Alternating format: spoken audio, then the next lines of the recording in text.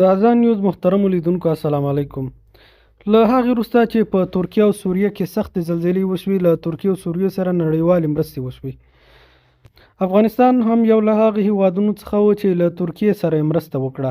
همدا ډول یې 15 میلیونه افغانۍ له سوریې سره هم مرسته وکړه.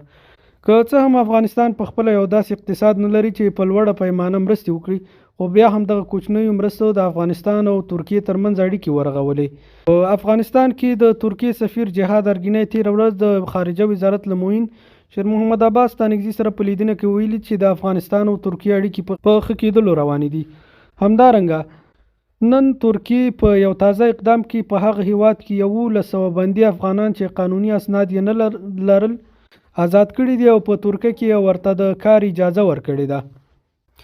همدارنګه نن په هرات کې د اسلامي امارت والي او د بهرنیو چارو وزارت د نمایندګۍ په همکارۍ د هرات ولایت د ملي سوداګرو لخوا د ترکیې هیواد د زلزله ځپلو سره $55,500 نغدي مرسته شوې ده. د هرات محترم والي د بهرنیو چارو نمایندګۍ مسؤل او ملي سوداګرو لخوا د ترکیې هیواد قونسل ته دغه مرستې سپارل شوې دي. دغه ډول مرستې د افغانستان او ترکیې اړیکې لا هم رغوي او افغانستان په نړیواله کچه مطرح کوي.